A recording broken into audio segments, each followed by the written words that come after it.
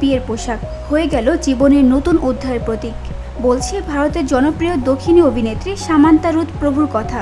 2021 সালে অভিনেতা নাগা চৈতন্যর সঙ্গে তার বিবাহ বিচ্ছেদের পর 2024 সালে ফের পরেন সেই বিয়ের পোশাক, তবে এবার একেবারেই নতুন রূপে। সাদা ফুলের গাউনের জায়গায় আসে গাঢ় কালো রং। মায়াবী অফ হোয়াইট গাউনের হাতা হারিয়ে তা হয়ে ওঠে অফ শোল্ডার ডিজাইন। একই পোশাক কিন্তু যেন ভিন্ন বার্তা।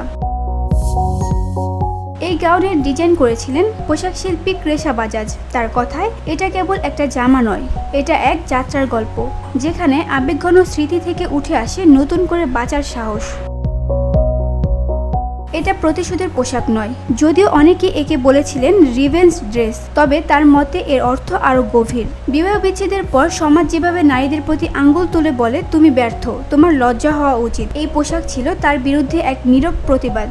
সে পোশাক যা একসময় ছিল ব্যবহৃত, সেটিকেই পারেন নতুন মানে তৈরি করতে।